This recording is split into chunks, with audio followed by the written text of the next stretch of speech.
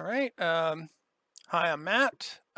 This is the MerFight overview Kickstarter stream that I'm doing. I'm mostly just going to be going over the game, kind of what's in it now, what I have planned, sort of the basics of it. So that is where this is. So the first thing I'm going to go over, actually, of all things, is the options.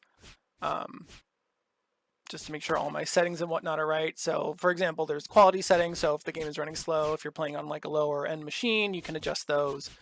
A bunch of different things you can try to adjust. Usually actually put this one pretty low because it doesn't need to be that high. So on and so forth. And then also button configuration. That is pretty important. Also, if you have a device that is like a fight stick that's a little, might not be recognized, I try to do my best to recognize it. You might have to configure it on start.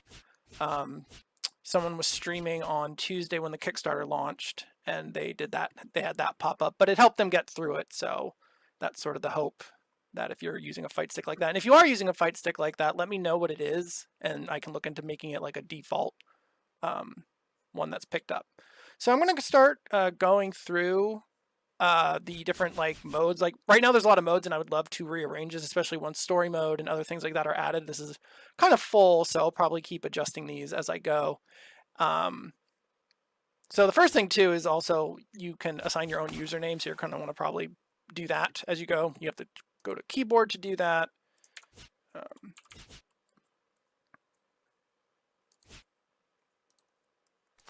And then it can change it. So yeah, there's an online mode. You can change which region you're in. Obviously, the region you're closer to, the online experience will probably be better. Right now, I believe it is, there's US, US West, Europe, Canada East, South America, Japan, Korea, and Asia. I will probably change it so people can actually know. The game does not rank between users. So if you change your username, it's going to be the same rank that you've been getting in the game. I could probably change that later if people request it. Also, if when the game is on Steam, it will most likely say, hey, it's going to be attached to your Steam account, and that stuff will go to your Steam cloud, so the save will correspond to that. So right now there's ranked, quick match, which is essentially the same thing. It just kind of looks for an opponent, and then it will jump into a room, and if someone is there, then you can start your match and go from there. Then you can also create a room. You can decide, do you want the winner to stay, to lose, or the loser to stay, both players to stay and keep fighting, or no one. Then you can also turn on or off a passcode if you feel that's important. If you want to have a private room, and you can have up to 8 players in a room. I don't have a limit to how many you can set. I could probably add a like, oh, I only want like 3 people in the room to show up. So I'll just do a quick.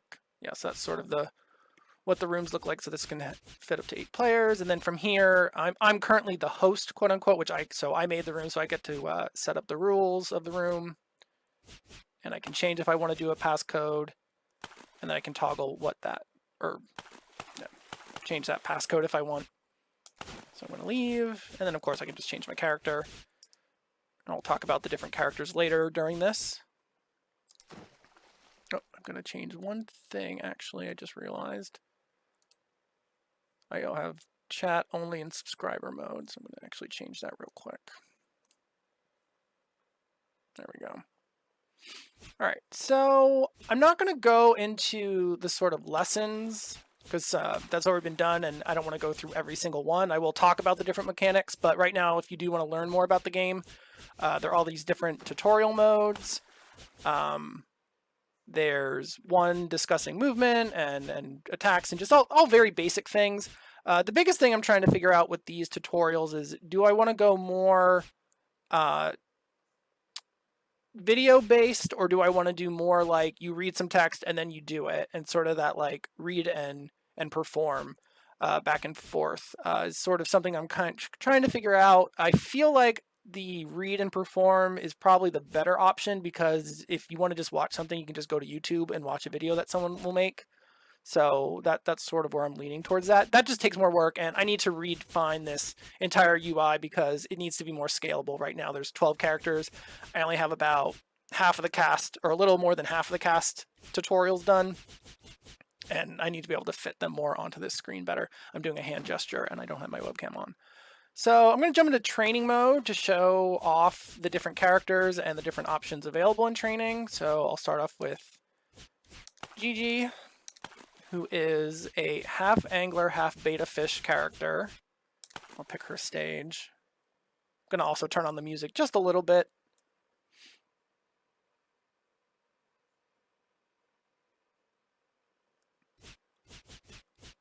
Adjust the volume. All right. Probably not too loud because I need to be able to hear myself. So right now there is the command list screen. Thank you, Mohast. So right now, yeah, there's a character or a command list that you can kind of scroll up and down. I want to change those punch and kick icons in the near future because I don't like them anymore. They're actually the same ones I used in Battle High, and they're just too big, so they're being scaled down a lot and they just don't look great. So I'm aware of that. And then here on this screen, if you press Y, it actually changes the notation. So if you're more into numpad notation, you can do that.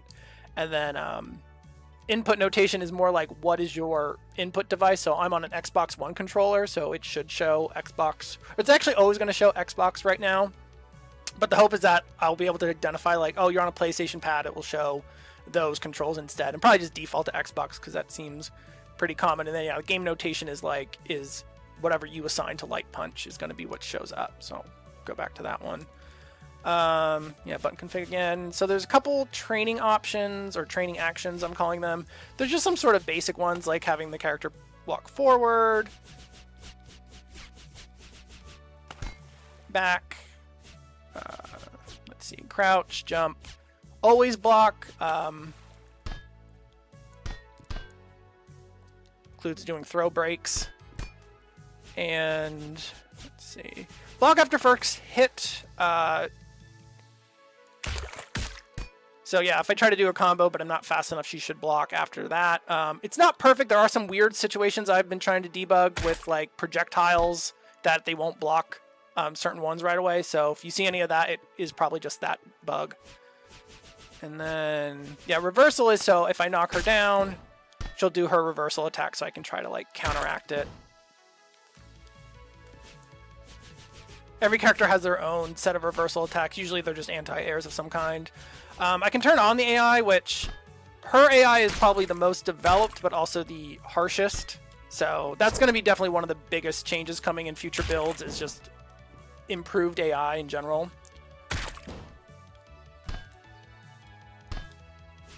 Let's see. Oh, and then yeah, I can have... Let's see. Well, that might be a bug going from AI to player 2 controller, but...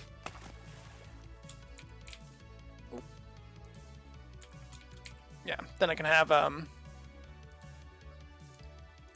player 2. You can probably hear my keyboard for that. And then finally, I can record what I want the opponent to do. On a gamepad, you have to hold the right stick in, if you have a right stick, the actual like pushing it in, and then I can record what she does. Press it to stop, and then after this timer goes, she'll... Ooh, what did I do wrong? Let's see if I can fix that. That might just be a bug.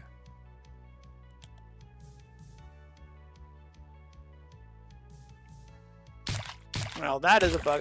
Probably because of the AI thing was done first. Let's see if that can be fixed. Yeah. Probably the issue with that. I'll have to fix that. But anyway, that's the most of the training mode stuff. You can put on hit spheres. I'm using hit spheres in this game instead of boxes. So you can see and preview how those look and how big. Those will need a pass one day of just like, they're either too big or too small or just don't work. Because some of them got copied over from other characters when I was doing certain move types. So that'll be just like a big major one day, like going through every character's state and frame and making sure that makes sense. And then, of course, you can hide the UI. So if you're doing some kind of video or showing something off, like I tend to do sometimes, you can hide the UI. Yeah. And then finally, you can show the display of what you're doing.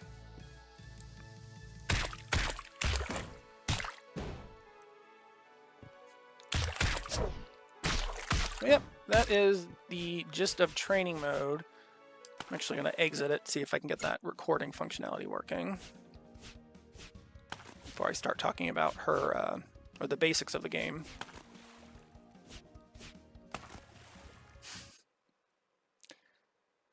You just play a lot. Let's see if I can get the recording to work now.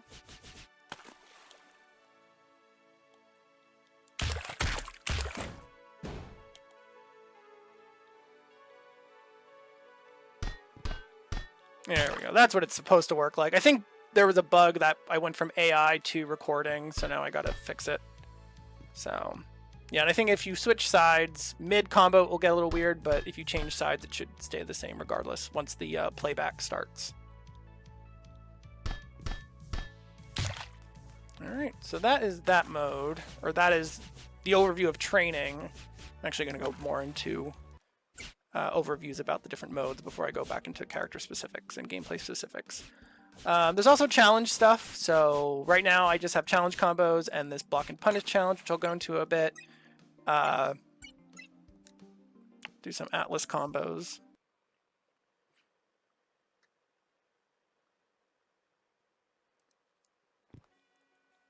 So this is sort of your basic combo challenge mode that's in a lot of games. Just try to do the combos well you can. I kind of try to teach some simple basic combos and then get more complex. So I'll do his real quick.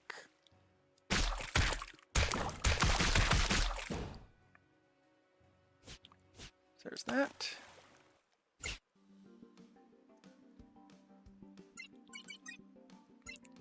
Exit.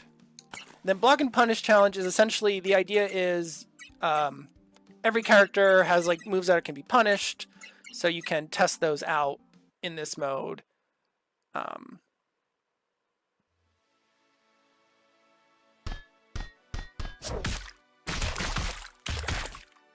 started off on the hardest one.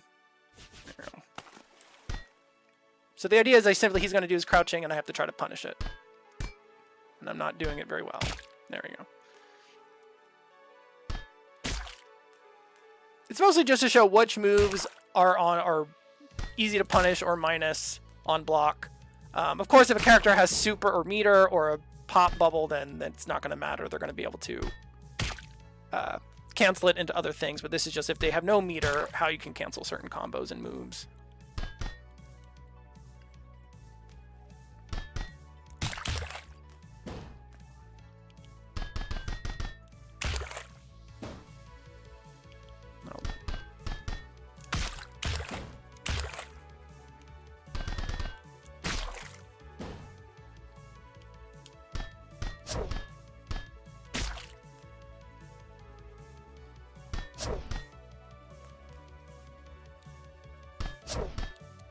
That move has to change, by the way. That's going to become an overhead because it used to be too fast, and now it's going to be...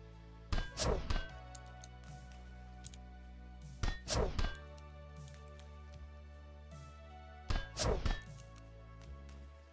it might be too fast to do. There we go. Just light kick.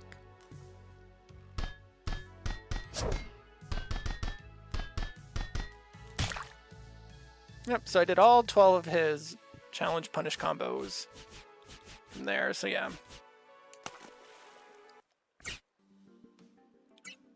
Right. And yeah, this UI needs a little bit of work. Right now you have to press X and Y to change what page you go to right now. I was on page 12, and that's why I started with that more advanced combo right away. And that lore challenges will come eventually once story mode is more in the game.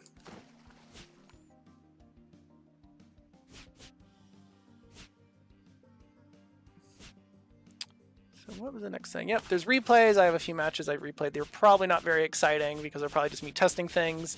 Replay needs a little bit of work in that you can't exit a replay until it's over. So that's probably one of the biggest things I need to fix.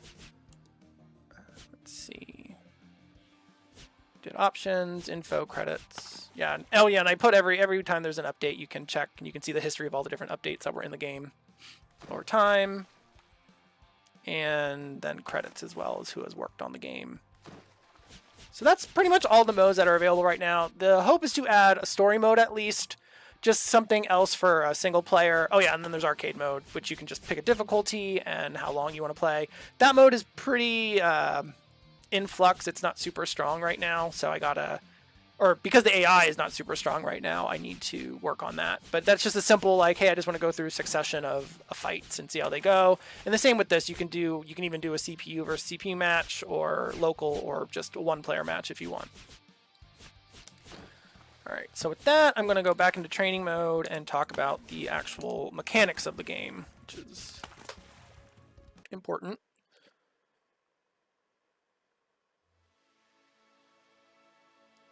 So I'm going to turn off the bubbles.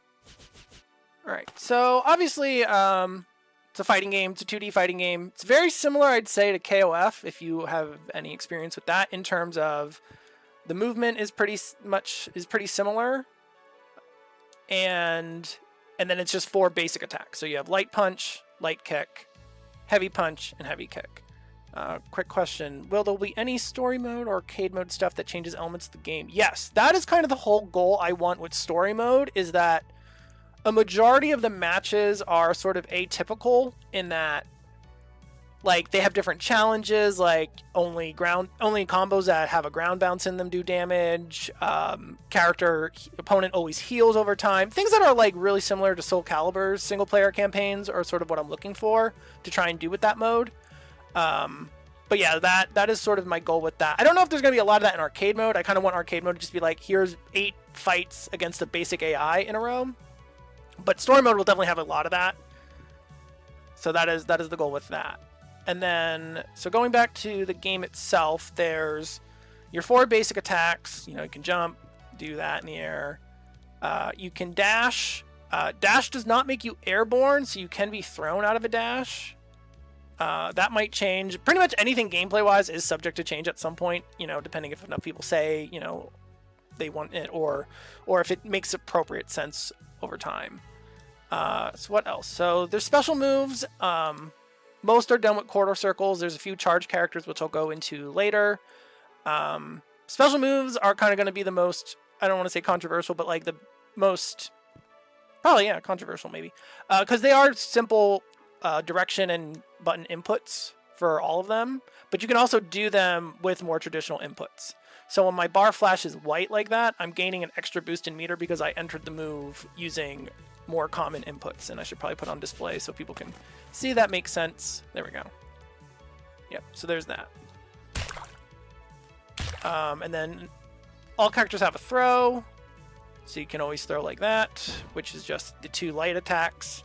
And if I hold back, it's usually a back throw. Pretty much every character follows that pattern, that the front throw will keep the opponent in front, the back throw will turn them to the other side. Oh, didn't throw. Doing all the wrong things. There we go. And then there's a universal overhead. So that's what this is. As an overhead, it can't be blocked low. That does usually make you airborne. I don't think any characters have a standing overhead. And then if you catch an airborne opponent with it, actually heard it's kind of tough. Oh, now I can't time my combo.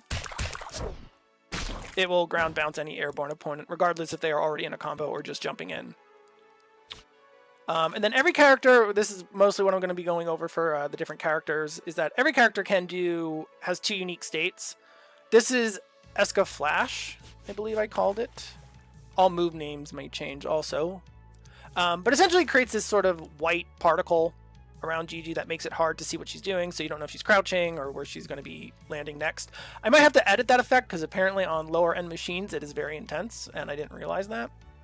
But for now, I might do that. I had an idea to also make it reduces the size of your opponent's hits boxes or spheres, but I don't know if I'm going to do that because that might be a little too powerful.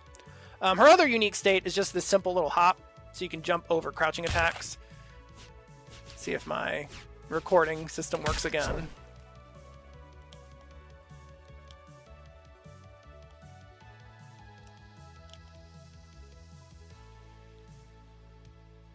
So yeah, I can jump over that attack with that. Go back to none. Okay. So there's that. I already talked about specials and that, and then there is super moves. Oh yeah, and all specials can be canceled from normals, and that goes also for supers. So supers are usually the same inputs, they're just like either both punches or both kicks. So this one, for example, is forward and both punches, and her anti-air one is forward and both kicks. Or you can do the other more traditional input. And if you do the more traditional input, you do get a slight bonus. So it's like, oh, I drained 90% of a bar instead of 100%. The meter is up here where I'm jumping. It's segmented into 3 parts. And then supers can be canceled into each other, similar to Street Fighter EX or Fighting EX Layer. So I can turn myself white, so you can't see what I'm doing.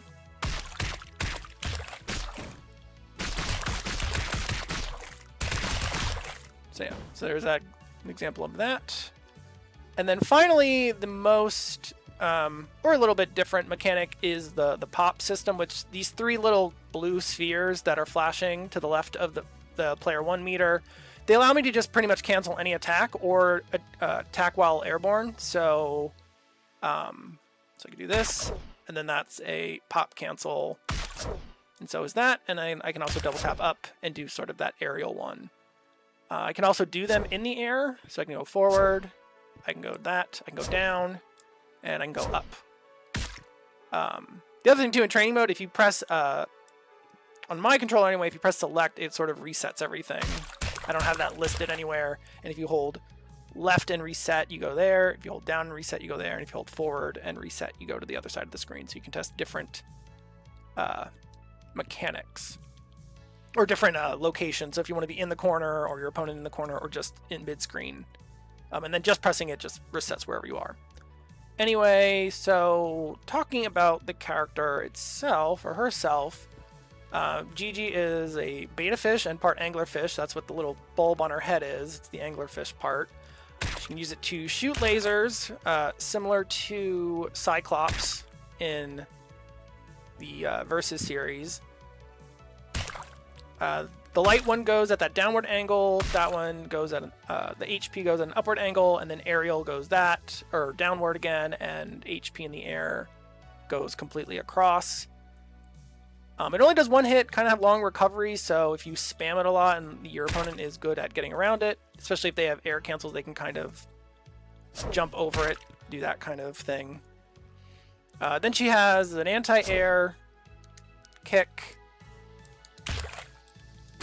Pretty simple. Light punch or light kick is sort of that angle. Heavy kick is a further angle. So that one. Then she has this sort of rush punch, which is back end light punch. And then she has this chop, which is back end heavy. And when I say back, usually quarter circle back or forward or whatever counts. So this is an overhead just like her basic overhead.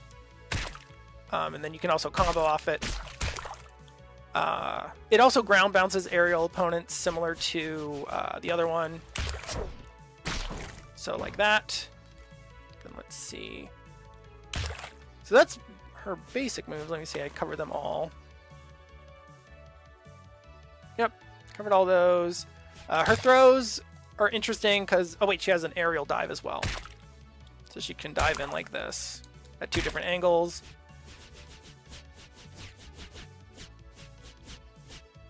But if it is blocked, it puts her pretty vulnerable by doing this.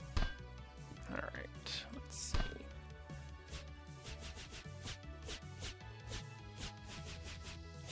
And then in terms of super moves, she has this. She has the beam, which is full screen. It used to be much faster, but I slowed it down because people were able to just spam that pretty easily. And she has this anti-air kick. And then finally, this sort of spiral in the air. So she's kind of just like sort of a basic zoning, or not zoning, but she just has basic tools. She has the projectile, the anti-air. That's really all she needs.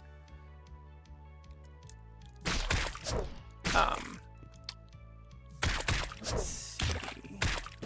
Yeah, there's some. Oh yeah, and as well as the The dive, if it hits an airborne opponent, it will ground bounce as well.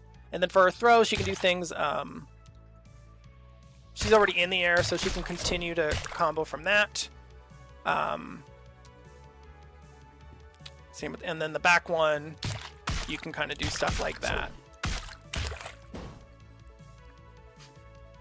Yes, annoyingly oppressive is pretty appropriate as a descriptor for her. And then the one mechanic I did forget to talk about, I haven't been talking about a lot of defensive mechanics. I'll do another recording. I think it's going to go back to the recording I already have, which is actually, I think, pretty good. So you can, when you get hit by a normal attack, you can just sort of, you can either roll forward or back, or you can just press up and get up. Yeah, I'm going to talk about guard cancel in a bit, or guard popping. So that's that. And then the guard popping is when I block, if I press both heavies, I can kind of do that and flash white, and that means I did it. And then I can counter from there. It requires one of the pops, one of the bubbles on the right. I can also change what side I roll to, or I can just choose not to roll anywhere. But yeah, that's going to be, that's more useful to sort of change sides or get out of a corner. Uses some meter, but that's the mechanic for that. The other thing too, I should talk about these pops. Now that my meter is full, I'm not going to earn anymore because I have to actually use meter. And then when I attack, my opponent is now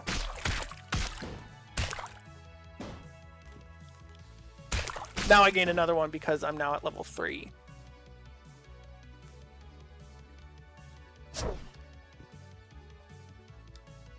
Yeah, you only actually, to answer that question, do I shorten the block stun and neutral? Yes, that's kind of the whole point with that. So it's easier to punish, but when you roll, you use a little more time, so it gets harder to punish. But you stay in the same spot. So, and there's certain moves that if you, for example, if I try blocking like the first of the super beam, it won't go through the whole thing. So that's kind of a problem that needs to be adjusted. Or not a problem, but the challenge of doing the neutral guard pop. Okay. So I talked about all the basic mechanics. I pretty much covered her as a character, I think. Oh, and then the other thing too, when it comes to quick rise stuff, I can always quick rise when I like get hit normally. That's not a good combo for it. What am I doing?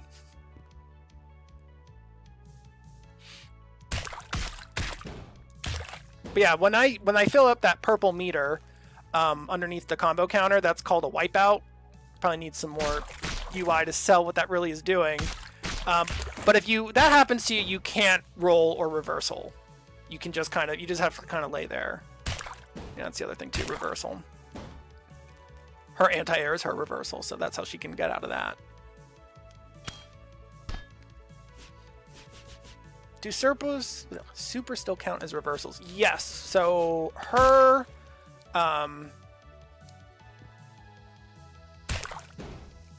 so I can use that as a reversal, her super attack. So it's every command list, it's all listed as Angler Kick is her reversal, and then the Typhoon Geyser, oh my gosh, I can't read, is her other reversal. So that's how you do those. And every character has which ones are considered reversal. I think every character has at least one special and one super. I think one character that I'll be going over later, I think he has 2. He has 2 specials and 2 supers that can be reversed. But yeah, I'll go over her. I started going over her super. She has the beam. Yeah. Okay. Yeah, Mohast mentioned that a lot of the moves right now don't have iframes. So sometimes you'll think, oh, I reversed it, so I should be able to just do this simply. But that's not really the case. So that's one gameplay feature I might be looking into more, like adding more iframes to things in general, just to make those things safer, or just simply like when you reverse, that is you have more iframes during that period of time. So that's sort of a gameplay feature that will probably come in a future iteration. Not a huge change, but just something that might change the feel of the game just a little bit.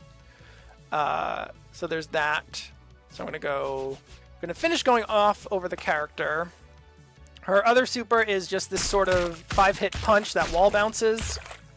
And that's the other thing I didn't mention about wall bounces is I can only do, not great.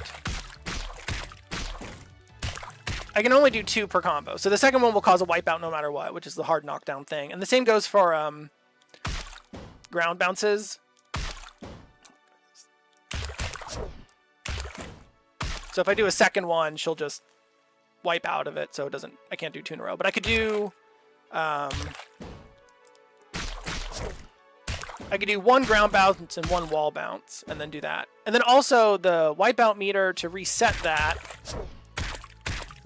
If I do a rush cancel, it resets. It doesn't reset the ground bouncing functionality, but it resets just the meter itself.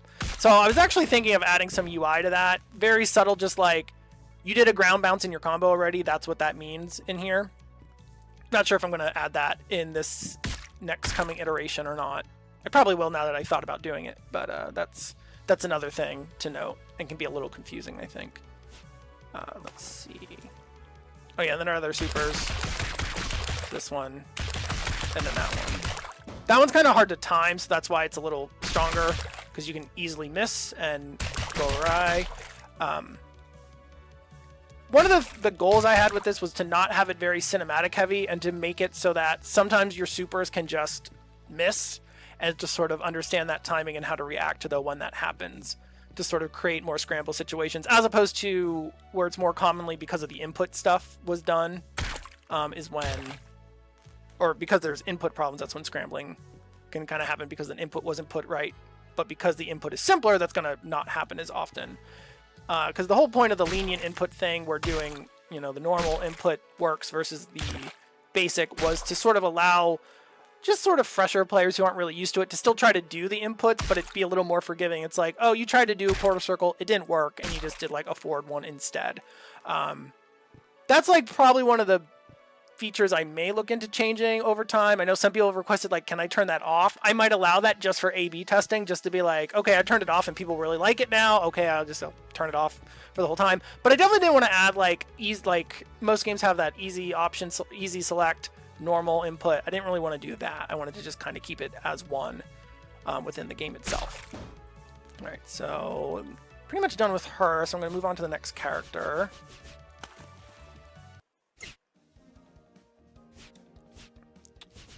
I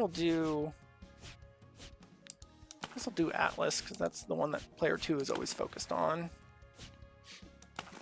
This is another thing to note. A lot of the stages are temporary, hence the big temp on the icon.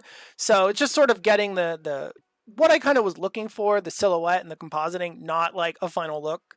Probably in the early access version release of this, when I do that early next year, I'm probably just going to block this stage and not have this one available. Yeah, that's what I was thinking. Just a Boolean switch. Just be like, okay, I don't want the easy input at all. Like, I don't care about the lenient thing. I want that off. But maybe just being like, yeah, your opponent might be using it. I don't really know. But anyway, this is Atlas. He is a shark knight, or shark-alike, I think is the word I was using. I need to finalize that. His attacks are pretty basic, but his gameplay is a little different. He has sort of this slash attack that goes forward. Just put the input back on. Let's see. Yeah. Glyphosphere. I have no idea how to say these shark names that I selected. This is just a quick rush-in attack or get-in attack with some range.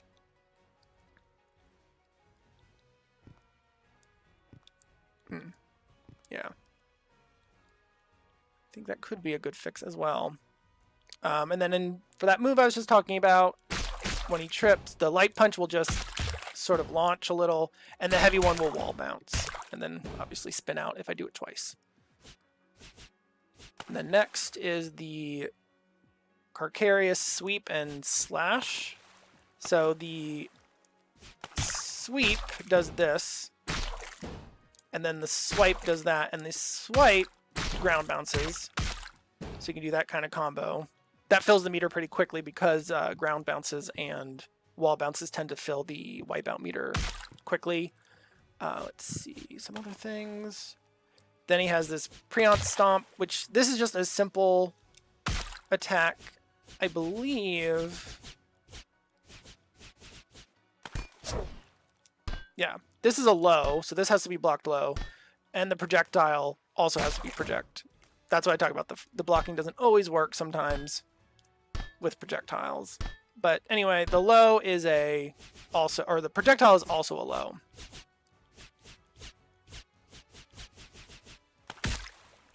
Let's see.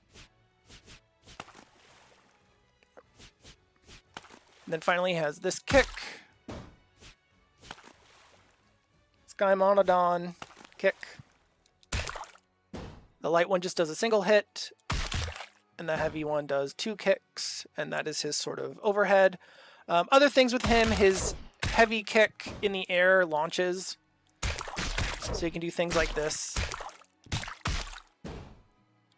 Let's see. His throws also result in wipeout, so he always gets a hard knockdown on his normal throws. Let's see. And then finally, probably one of his weirder things is he has this ability to create a healing beam, which you can't tell it's healing me because it's on me, but it also heals the opponent. But I can also press it again while it's up and create this sort of blast. Might change it that it doesn't heal the opponent anymore. That one's been a little debated from players. I was thinking, though, if you do heal the opponent and I keep that in, it will probably give Atlas a big boost in meter as it's healing the opponent. So it's sort of that contrast of like, yeah, my opponent is gaining health, but I'm also gaining a ton of meter, so I can just take that health quickly away. And I can also trick the opponent into thinking like, oh, you're being healed, and then I just explode it. So that's those are his unique states. The difference is just the one puts it on him and the other puts it on the opponent. Yep, and then for his supers, he has this drill, does about 6 hits. He has the kick version of this, does about 5 hits.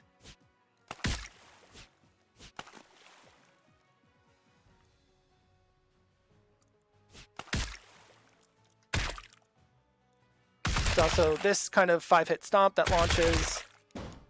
And finally, he can do a bigger beam that kind of goes between both opponents, but it also has a much bigger explosion that does a lot more damage. So that one cost about 2 meters to do. You can combo into it and do a lot of damage if you're able to get that working as well.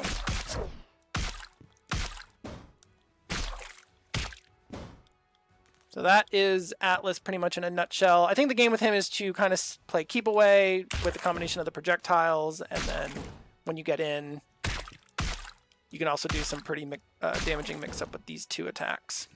Sort of go from there. All right.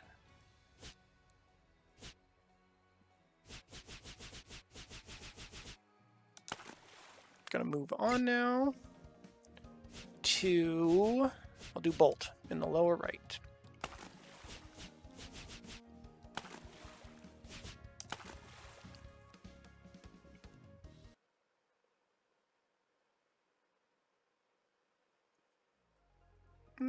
Yeah.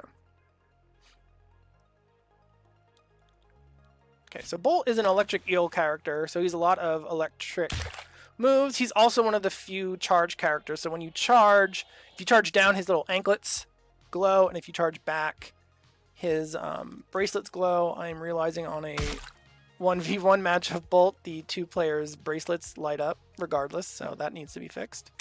It's always good to do these kinds of things so you can see what problems you're having.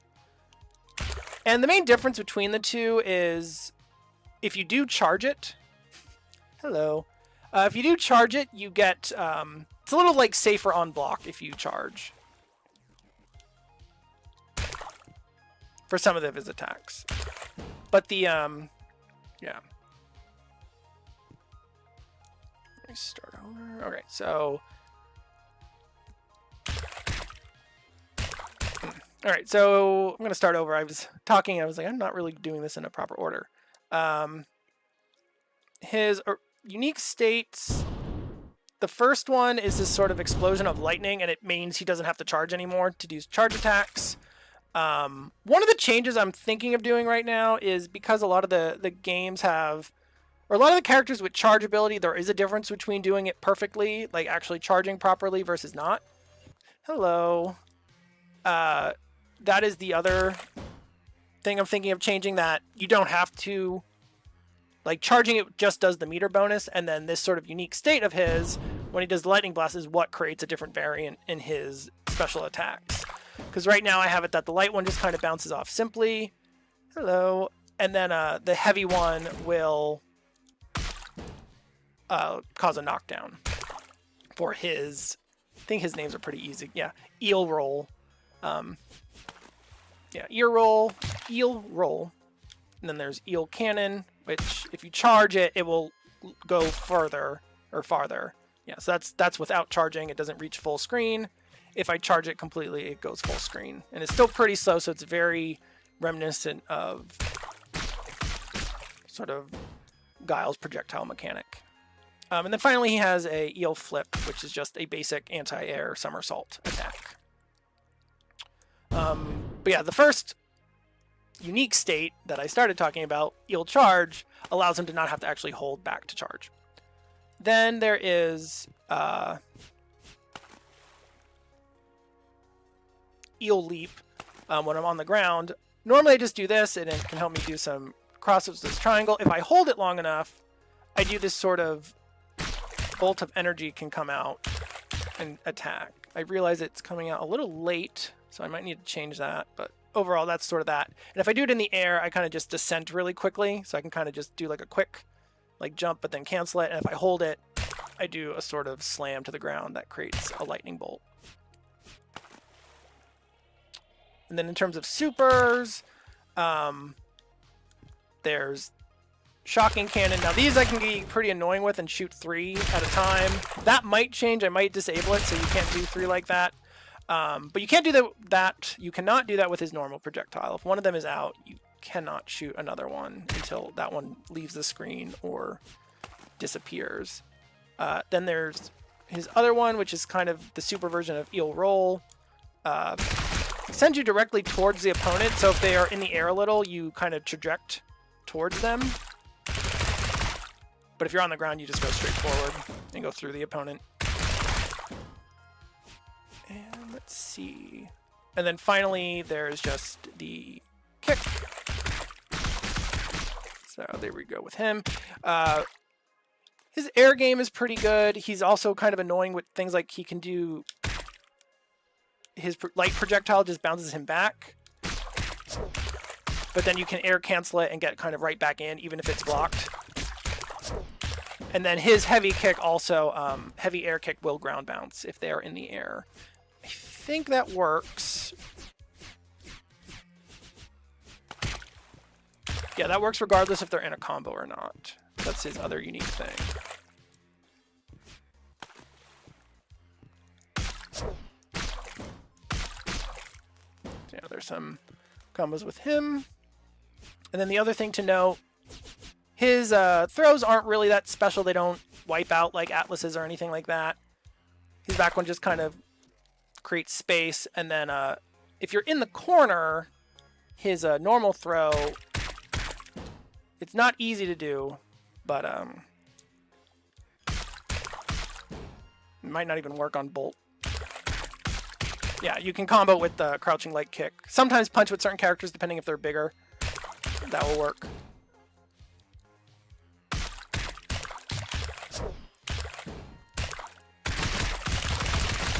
Yep, so that is a quick introduction to Bolt, and that projectile is still alive.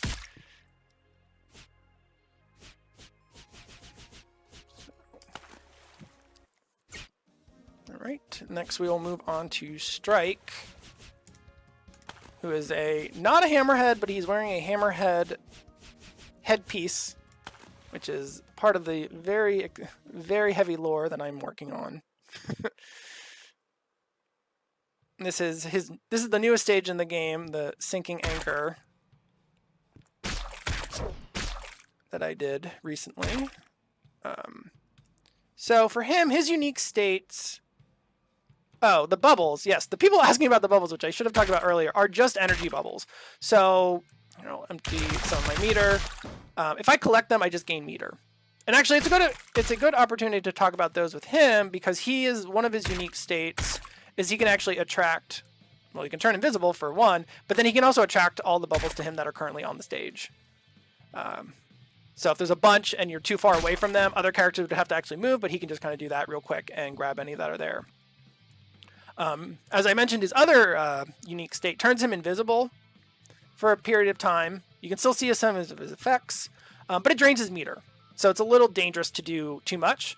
And normally for most characters, it wouldn't really be a big deal, but he is a grappler. So to be able to grab opponents while invisible and use some of his other special attacks while invisible could create some interesting things that people might not be really ready for. And despite being a grappler, he also has a projectile for one. And the projectile can be charged. So usually when this sort of him with his arm back, when that starts to loop, that means you kind of charged it.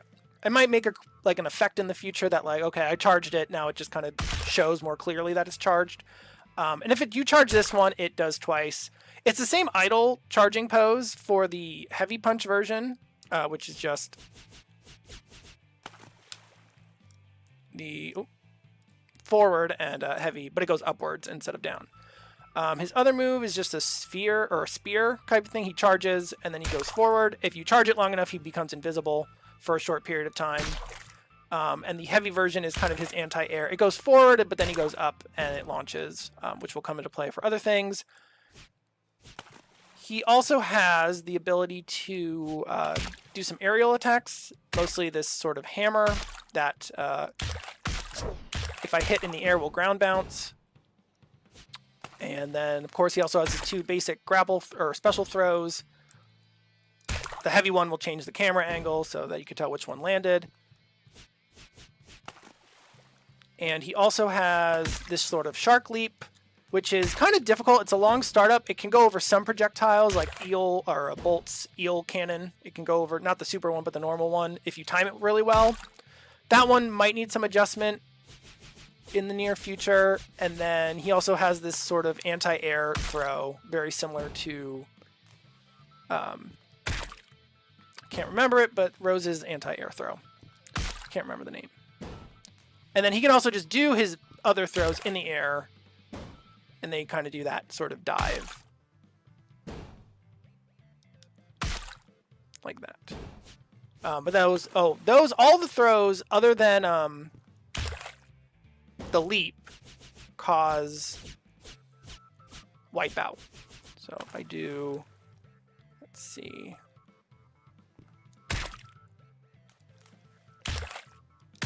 Yeah, so if you do that and your opponent ends up in the corner after this, you can combo off of it a little. If you like that. That was not a good combo. But there are better ones you can do with it. So those are his basic specials and unique states. His throws don't wipe out, unlike Atlas's. Are the bubble small pockets of air? They are small pockets of energy, I'm going to call them. It could be air. I don't really have a good narrative answer to that quite yet. Because right now I'm just calling them energy bubbles because they just give your meter more energy. Let's see.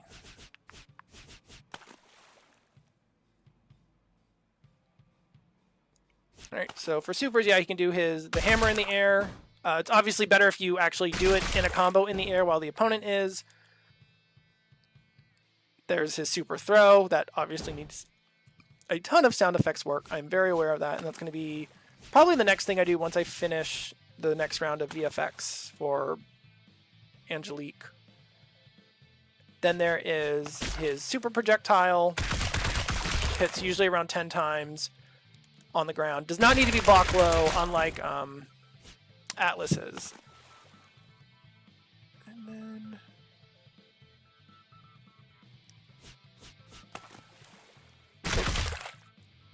then he has this Shark Spear Super, does about 8 hits and goes into the air. So I think the main thing with that one is you'd usually go into the air with that and then do this one to get more hits, the Super Falling Hammer.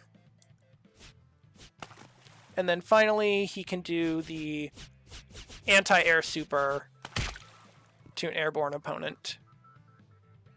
Sort of does this animation and slams. It goes from there. So the main thing with him is that he has projectiles to kind of stay away, and then can kind of turn invisible to sort of make it confusing as to where he is for throws and other things like that, at the risk of draining his health. Before he used to have super armor, but I didn't. But another character has super armor that I'll talk about next, Gamma, and that didn't really. It just didn't seem great to have two characters both with super armor like that. So that is Shark. Yep, or Strike, who is a shark, but yeah.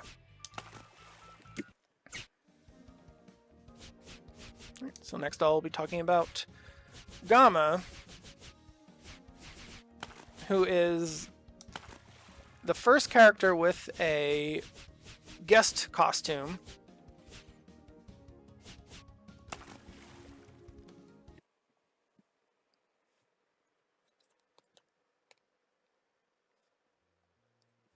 So this is the other opponent is the evil lobster from another fighting game, whose name I can never pronounce, even though I took German in high school. I'm going to say it's called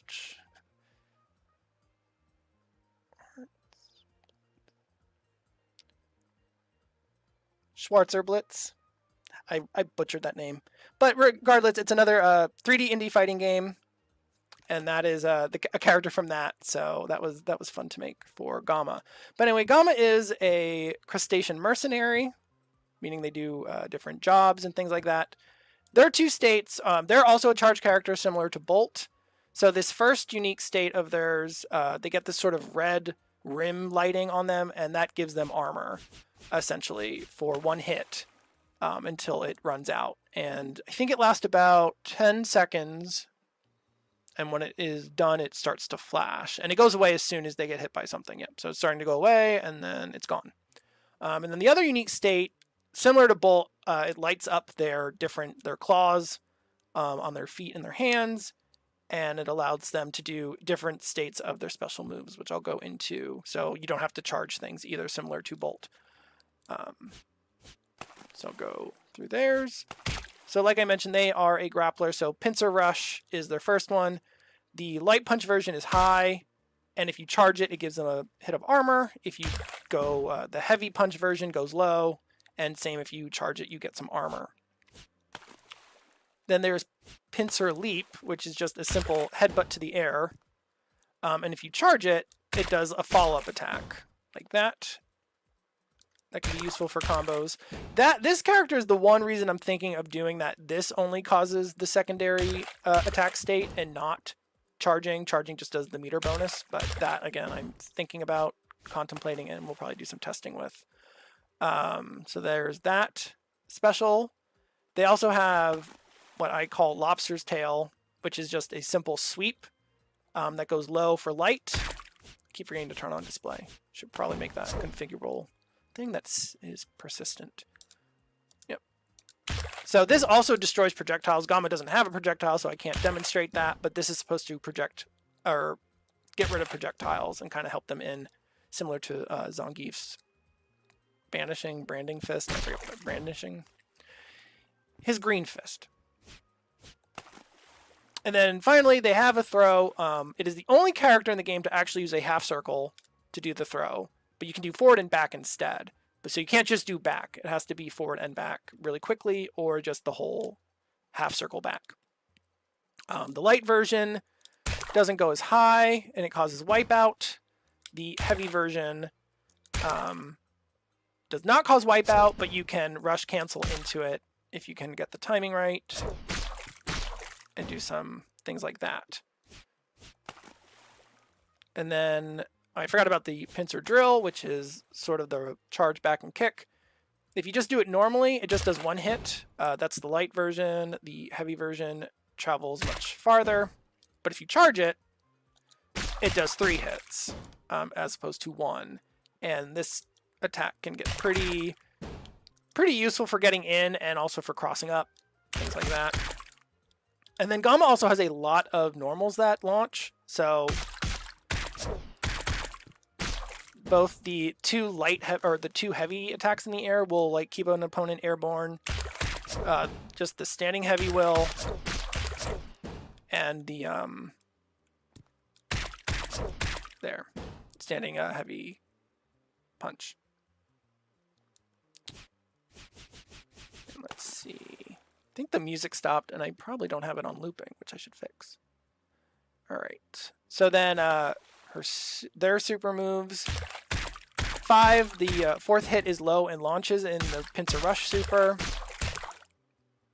For the Pincer Drill super, they kind of go like that with their claws instead, and they can also do that in the air. Let's see. Then there is this sort of falling crab explosion, where they jump up and do that. That's one of those, it's useful, but it's really unsafe if it gets blocked. And let's see. Then there's the Omega Lobster Dance. They kind of just twirl in the air.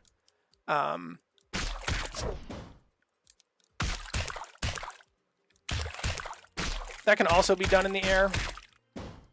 And then finally the super version of the throw. So there is that. Yeah, so Gamma overall is going to probably be pretty annoying for some people, especially with the armor and the grapple and the other tools. They don't have a projectile, at least, so hopefully that makes them a little more fair. And they definitely have the shortest jump in the game. One piece of feedback I've been getting is that jumps are very wide for a lot of characters, and Gamma is one of the only ones that has a very short jump distance-wise. I will probably be shortening the distance for a lot of characters. I want to experiment with that, but Gammas will still have the shortest, probably out of the entire cast, to make them a little bit difficult for them to approach. Then again, they can probably just do this and get in pretty quickly. All right.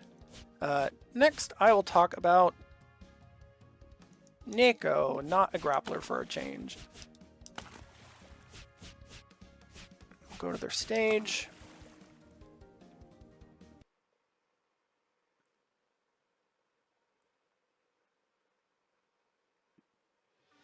So Neko is a very rush heavy character.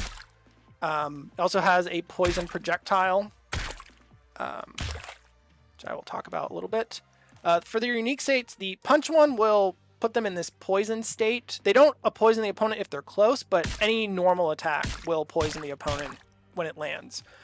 Normally, instead, they have to land at this projectile to poison, but if they put on this mode, they can do that, but it also drains their health, so they have to be kind of careful. And then their second unique state is this sort of dodge attack, which lets them dodge certain attacks, and they can do it multiple times. They can actually do it infinitely, but there is a window, so you eventually will get hit. They can also roll forward and change sides, and then when they're doing the roll, they can do different follow-ups. So light is just this sort of lunge. Heavy during this does an uppercut or a sort of upward punch. Light kick does the knee, anti-air, and roll, and heavy does this trip of his. So those are his two unique states, the poison and the dodge. And you can also do all the cancels from the forward roll. So you can get kind of annoying with changing sides and different attacks from there. In terms of special moves, he has, again, this projectile. Heavy version just goes much faster, and it poisons when hit. It does not poison when blocked, though. Let me just make sure I'm not lying. Yeah, does not poison when blocked.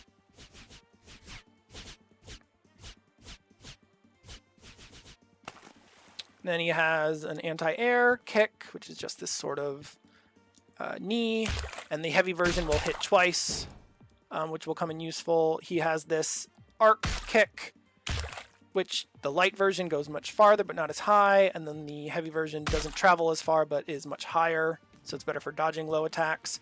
And those two can be done in the air. The projectiles, which are quarter circle backs, as well as the arc kick, the knee is forward. They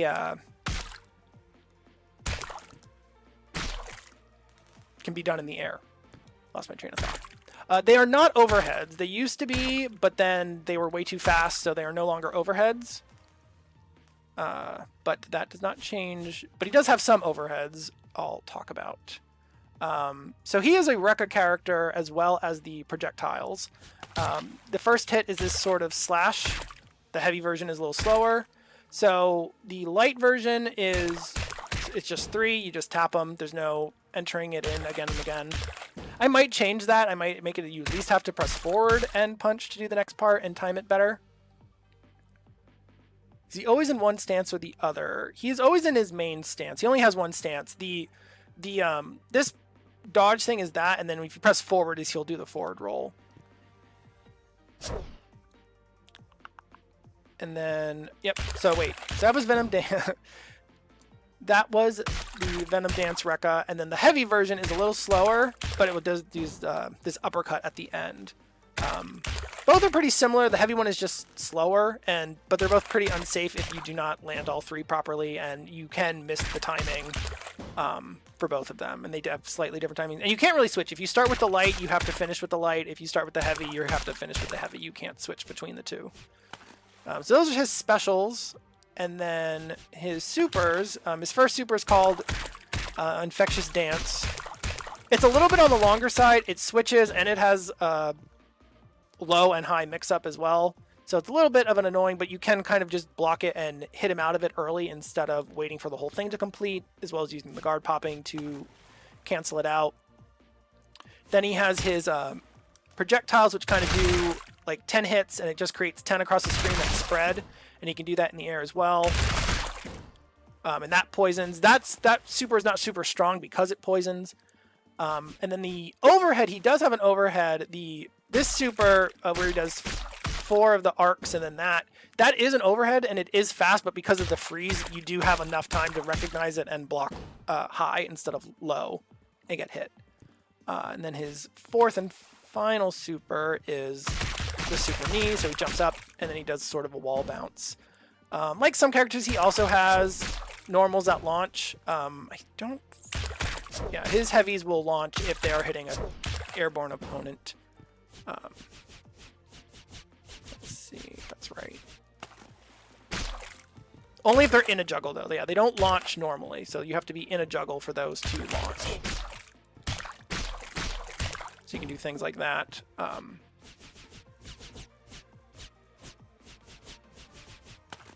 See.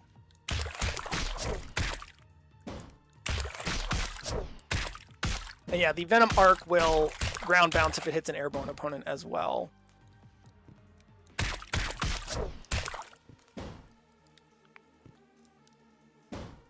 Oh yeah, and that's the other thing. His throws aren't that great. They do poison, and you can do any of the follow-ups from the dodging attack, because he goes into the dodging state, essentially. So you can follow up with, if you can time it, sort of that attack. And if you hold back, he does the forward roll instead. So that is the overview of Neko. I will move on to Octonia, the 3rd and final grappler of the game.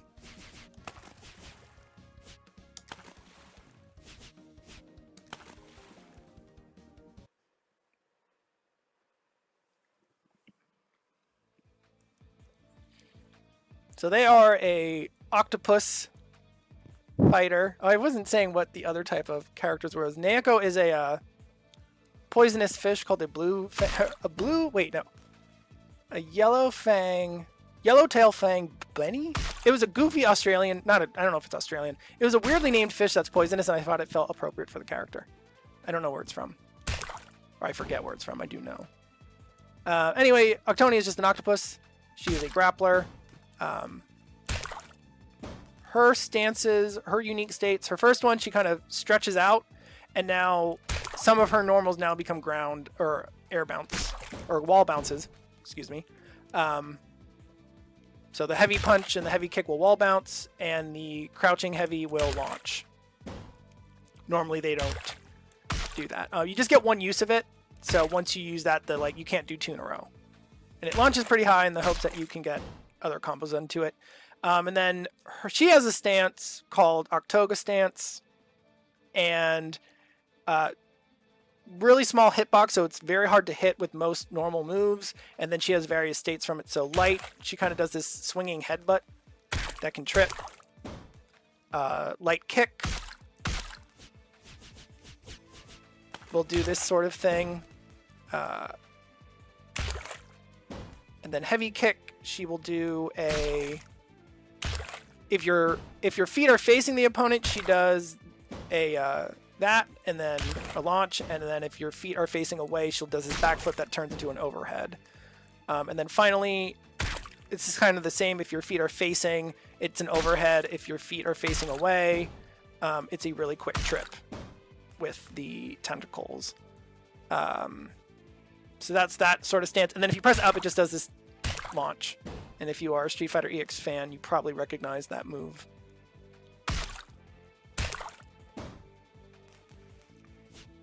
In terms of specials, she has this sort of grab move, which is sort of switches sides and counts as a projectile, but can reach pretty far. She can also charge it, and if you tap punch while charging it, she cancels it. And then if you charge the kick version, it goes more into the air. So let's see, jump. Yep, there's that. And then you can cancel into supers from that move. That is Octo Grab. Then there's just her basic special throw, which is just that, similar to strikes. Changes camera if it's a heavy one. Those, though it doesn't show, those also do create hard knockdown. So I probably need to telegraph that a little better. Then she has Octo Lariat. Light punch is just a simple punch that also destroys projectiles. Heavy does 2 hits, but it does not destroy projectiles. Then she has this Octo Stomp.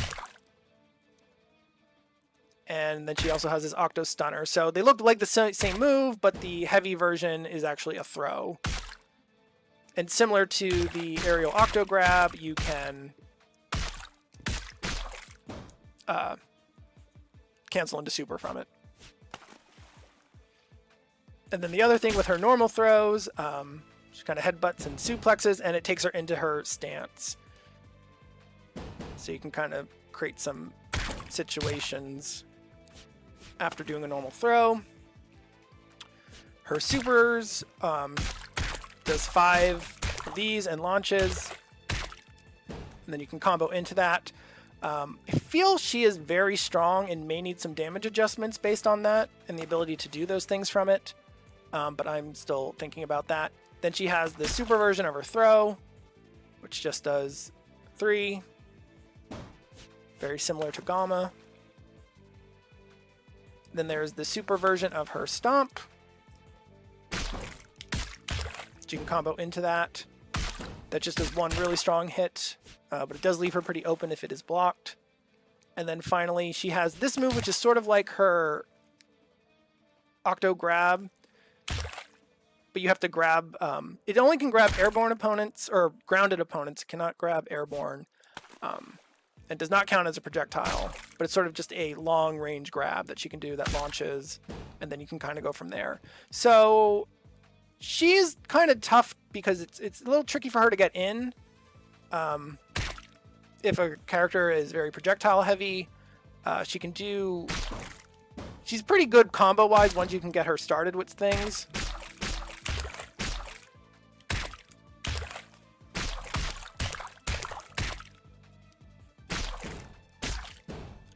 But overall, yeah, that's sort of Octonia in a nutshell.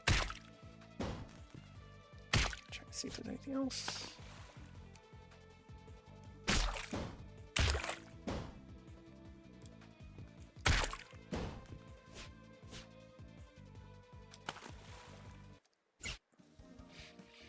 All right, so there are 4 more characters left. I'm gonna do Angelique.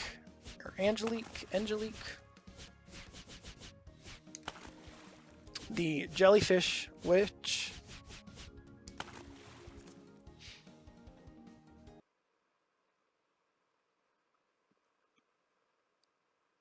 So she's definitely going to be the projectile heavy character of the game. That's going to probably annoy most of the grapplers. She has 6 different projectiles that cycle as you perform them, and she can throw multiples at a time. They toggle between types. So going back to the fire one, that's just a basic horizontal. Then the lightning one goes up, and then it goes straight down after a certain period of time. Ice does the similar thing, except it comes down at an angle. I might change that because it's a little too similar to lightning. Water, as you just saw, kind of just travels across in a sine wave motion. The cloud or air kind of comes out as a little white puff that kind of slows down and stays put for a few seconds, and then earth kind of is a rock that's just thrown and then it rolls across the ground. So she can go between the 6, and if you attack with light, and if you change the heavy, she goes backwards. So you can kind of do this like back and forth between the same 2 types. And then her light unique stance, the 2 punches, changes the projectile that you're focused on. And the kick one gives her this little float stance. So she floats for a bit and attack from there. And she can do that in the air and float around for a few seconds. And if you attack, you fall out of it. And if you press it again, she just descends a little but goes back into it. You can actually hold it and just like float all the way towards the ground. Almost. So those are her 2 unique states, and the whole projectile thing. And then all her projectiles can also be done in the air as well. And then her other special, she has the ability to sort of rush in with this sort of purple glowy headbutt. It works with both quarter circle punch and kick. And the button you choose changes the angle. So light punch is straightforward. Heavy punch is a little bit of an angle. Light kick is a higher angle. And then HK is completely straight up.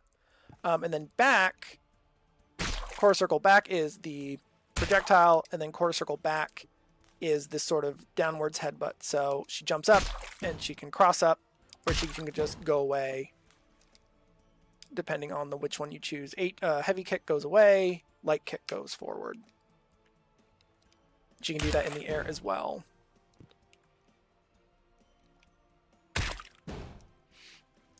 Super-wise, she has all her supers. Nope, not all of them. Her one super, where she spins on the ground like this and then does a wall bounce, that cannot be done in the air. But her other 2, the first one, she creates a bunch of projectiles. She can do that 3 times. Similar to Bolt, I might make it that you can't do it very quickly, but at the same time, if you have the ability to block enough, it might not be as useful as it seems. And then she has this headbutt where you can change direction and choose which one by pressing punch again, like which way you want to go.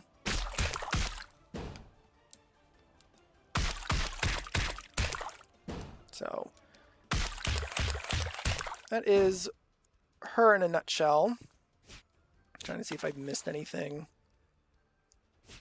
Yeah, she has probably the weakest throws. Light punch just kind of trips, and heavy punch just kind of switches, or the back end throw just kind of switches sides. Nothing really special. She does have this heavy kick, which is very annoying. It hits 5 times if you land it properly. And it creates a lot of energy for her to pick up if all 5 hits land. Let's see.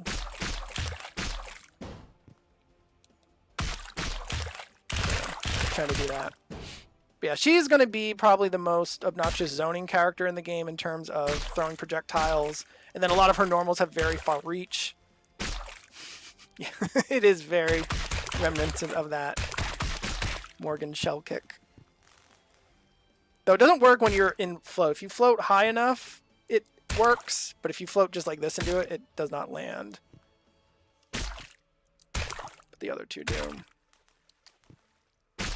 She doesn't really have any ground bounce attacks other than the universal overhead. That's the other thing, I guess, to note. But she's pretty straightforward other than the tons of different projectiles. That will probably change a little bit over the course of development. But that's them for now.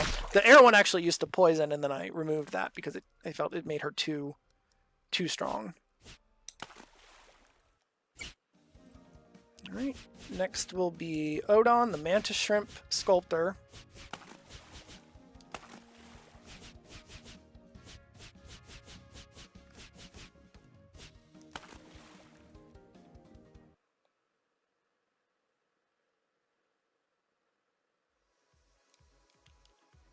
So he is the final charge character. When he charges, his little arm and leg guards grow a little, and they get all rainbow colored or change hue. And like Bolt and Gamma, it just makes them travel a little farther. So that's uncharged is that, and then charged takes him much farther across the screen. The light punch version is that, and the heavy punch version is an uppercut. In terms of his unique states, he has his ability to create a block of marble, and if he punches it, it turns into a projectile that changes the trajectory based on what attack he hit it with. So that was with light, and it bounces and it can still hit. And then it acts as a shield. This is going to be, hopefully I can demonstrate this well enough. Or a reversal.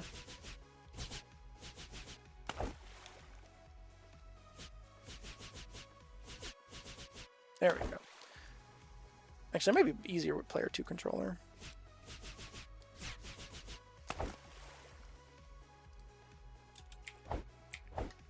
Yeah, it might be easier for this. So if I punch it once, it turns into this kind of ugly sculpture. Again, it turns into this, and then third time it just gets destroyed. But if the person who made the statue punches it first, it turns into more projectiles. So if it gets punched once, it turns into 2. And if it gets punched twice, it turns into 3. So that can be kind of useful for that. It acts kind of as a shield, so if you put it up and an opponent tries to attack, it can do that.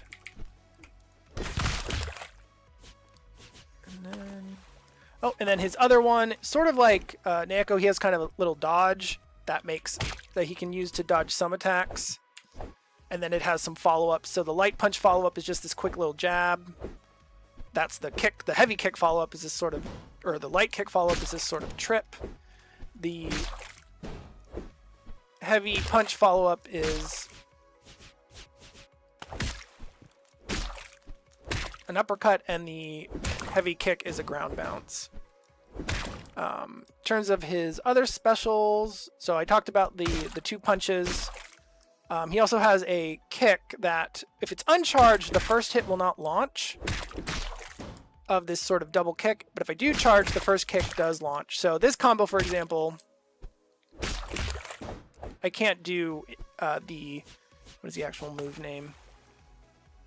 Double smash into crouching light punch, but if I charge it, I can, and then kind of get more hits that way. That's another example of, like, I might just remove that functionality and always make it launch regardless if you charged or not, or I might keep it and make this character a little more challenging for charge users. Let's see. I talked about the artistic swipes, and then his other move is he can dash in forward, and that kind of he goes into the secondary stance, so you think he's going to punch, and then he just does that instead and can trip. And then finally he has this double kick, or these triple kicks. So if I press quarter circle light goes mid, low, high, and then quarter circle heavy goes mid, high, low. So if you just block low, you're fine with it, but after the second hit, I can cancel it by pressing back and go into the dodge stance and switch that up. So if you're blocking, I can kind of change what I'm going to do. It's also useful for some juggles, which I'll show later. But yeah, that's his thing. And then he has 3 supers. The first one is kind of almost like the Superman punch. It is a very fast startup, full screen combo super. Then he has triple break, or triple smash, I think I call it. Next, I don't want to get in trouble. Just 3 kicks. Those can be juggled off of. He's very juggle heavy with his super, so this one you can do some juggles with. Or I should be able to. Or at least start them. And then finally he has this, does a bunch of kicks, followed up by that ground bounces. So you can do things like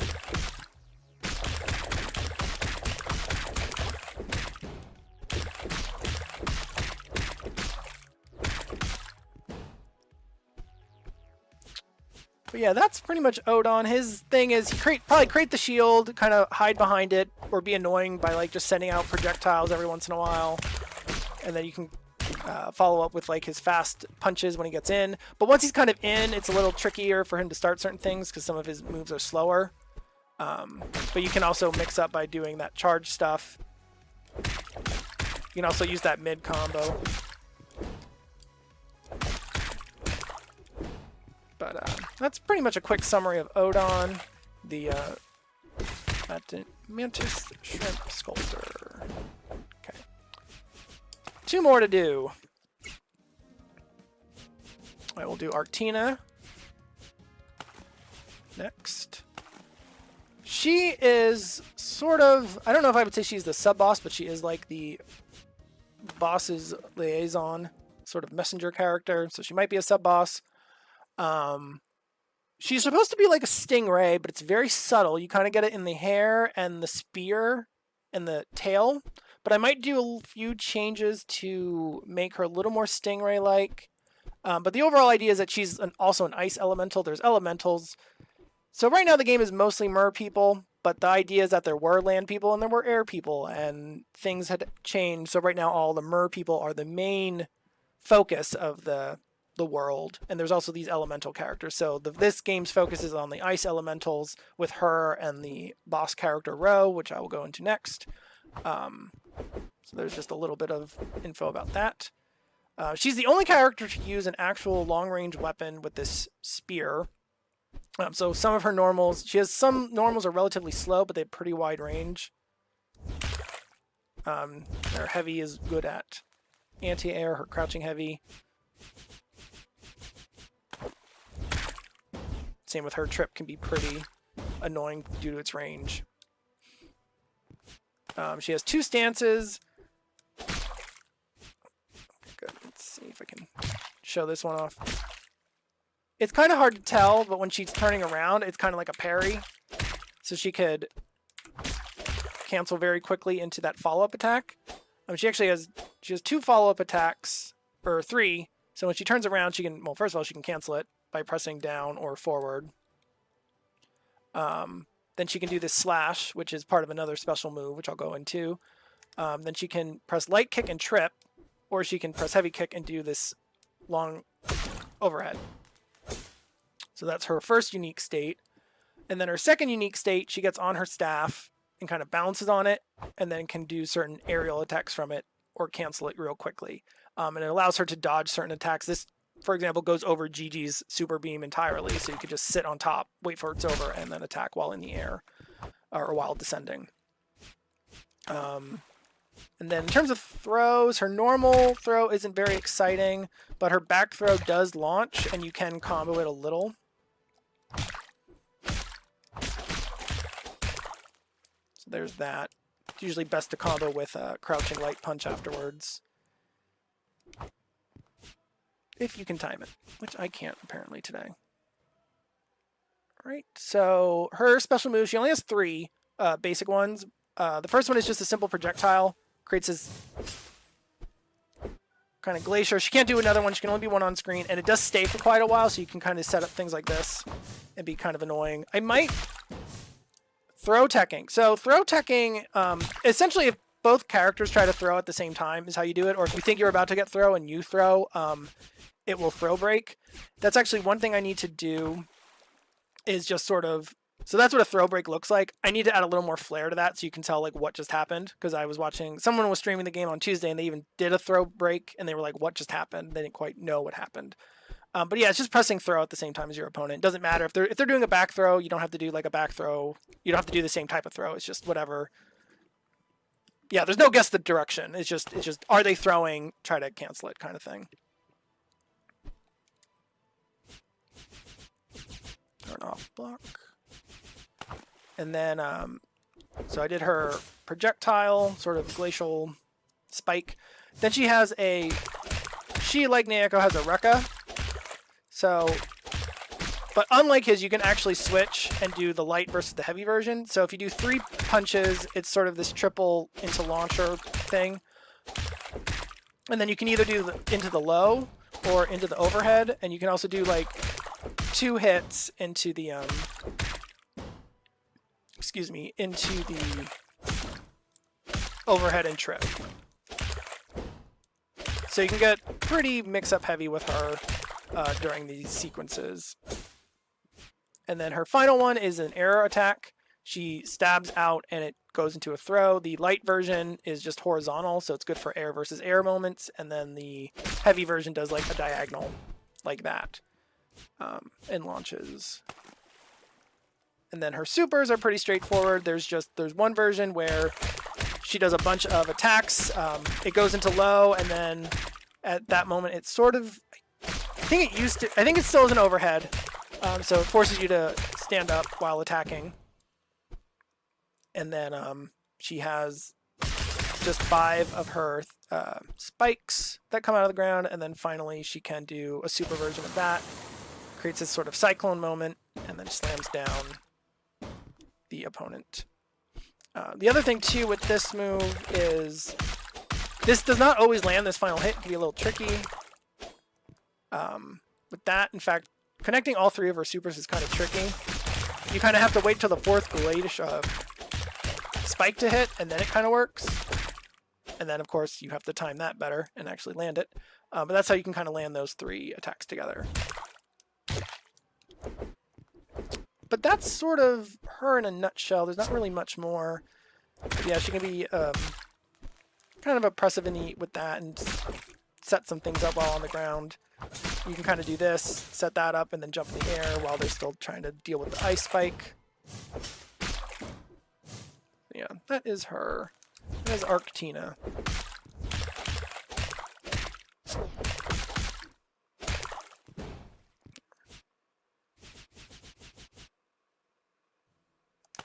And I forgot one character, actually. I had my mouse on screen. This is Drargos. He is a lionfish that has been infected by a parasite. Particularly one of those parasites that eats fishes. Or, eats fish's tongues. He is a strange character. Probably will have some changes in the next iteration. His first unique stance allows him to make energy bubbles into poison bubbles. So they turn dark, and if I push the opponent into them, the opponent gets poisoned for a bit. And then the second one is it allows me to do this sort of massive backflip and kind of get away. I can also hang on the wall with him. So if I hold back while jumping on a wall, I kind of hang there. And from there, I can either press punch to do this sort of air projectile. I can only do one at a time, but there's that. Or I can press punch or kick and do an air dive or dive kick. So that's what that looks like. So the idea is I can do that kick and then launch onto a wall. His other unique ability is he can create walls. So he can create these giant spines that act as walls now. So for example, if I'm in the corner, or if my opponent's in the corner and I want to like make the area kind of small, I can kind of do that. Keep him there, then kind of hang and press that way. And then it doesn't go away based on time. It doesn't go away until I get knocked down. I might change that. I might change it that I either have to dismiss it or it goes away after like so many seconds.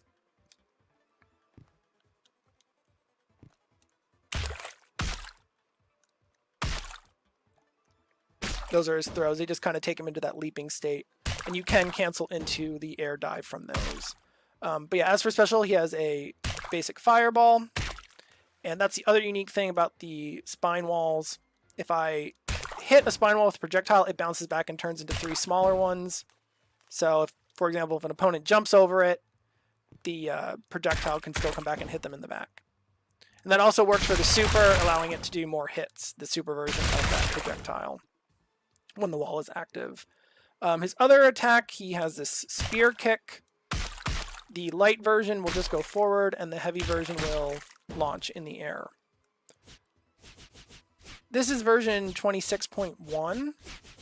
So the one thing in the game before, if you hit with the heavy version of the spear, it actually used to not, the second hit would miss, but now it forces the opponent into standing if it hits. And the same goes for the super version of that, which is hard to hit anyway.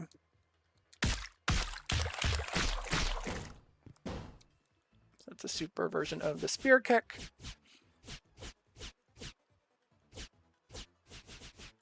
And then, yeah, then finally he just has this dive kick, which will, the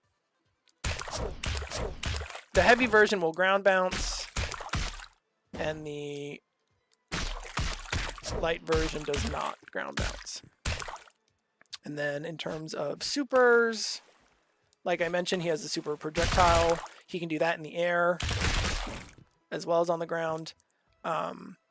He has this sort of long range kick.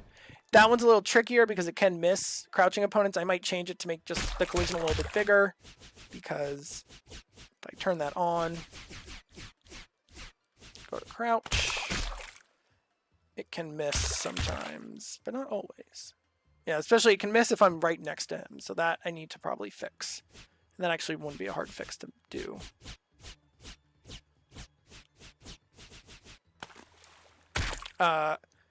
Dragos is also interesting because he has the most probably ground to air normals in the game. His crouching heavy kick will make him airborne. He can cancel into his aerial specials.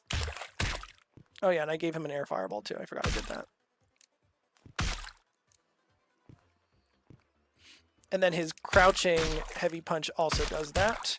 And then his crouching heavy kick actually does this little bounce, so it changes his directory just a little bit.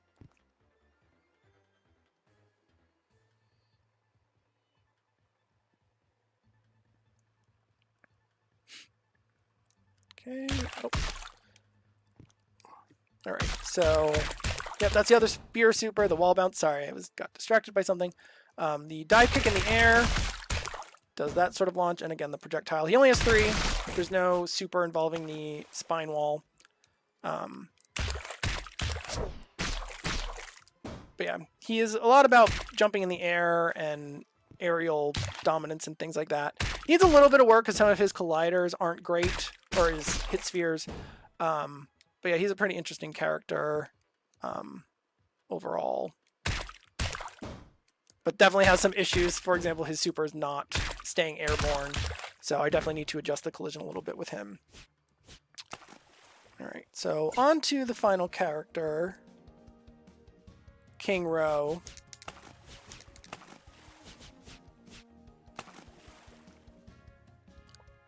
He is the boss of the game.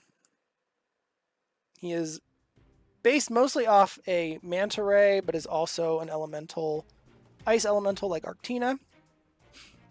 And then, let's see. So he has his unique states. He creates these little particle areas. And then if I do his one special, quarter circle back, without the particle, it just is this sort of ice urchin that does damage. But if I set this thing up and I walk really far away, it becomes sort of this long-range spike for a given period of time. And then the light punch goes high, and the low punch version, or the heavy punch version, goes low. His other special is this sort of cartwheel with the manta ray fin, and it ground bounces. The second hit will ground bounce an aerial opponent. I also have this ice uppercut. If I'm close to the opponent, the light version lands. If I'm far from the opponent, the heavy version is better. What else does he have? Oh, and then finally, he has, let me turn on player 2. He also has reversals. So back and light kick will do just a basic reversal, and then that will only do lows though, and then back and heavy will do sort of heavy punch, or standing and medium and high attacks. And then in terms of supers, he has sort of this other cartwheel that ends up in a ground bounce. He does a bunch of the ice uppercuts, and then he can also do a bunch of the ice urchins, which also work with his particle setup thing. Then his throws aren't really anything special. They just simple pick up and headbutt idea. And then his crouching heavy punch does ground bounce as well, so you can use that to some advantage.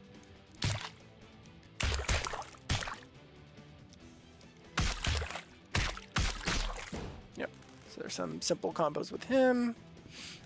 But yeah, the idea would be, oh, and of course he does also have a super version of his that wall bounces. So that is Row. I do not stream very often. I'm not used to it. Anyway, I'm going to call it. I've gone through sort of the basics of the game and the characters. I could talk a little bit more about like what I'm doing next. Mostly it's just going to start, obviously the VO needs to be implemented. There's a lot of sound effects that are missing, and that's going to kind of be the next thing. During and post the Kickstarter campaign. So if you came out to check out the game, thanks. You can always hit me up on Twitter and ask me questions. But yeah, I will probably do more of these and actually play the game in the future as opposed to just talking about it. But if you came out, thanks. Obviously, yeah, I don't know what I'm doing. But yeah, thanks for coming out and doing this. I hope to do more. And if there's ever more questions, you can just hit me up on Twitter or the Discord or even the Kickstarter campaign. I would do my best to answer them. And that is it. Thanks, everyone.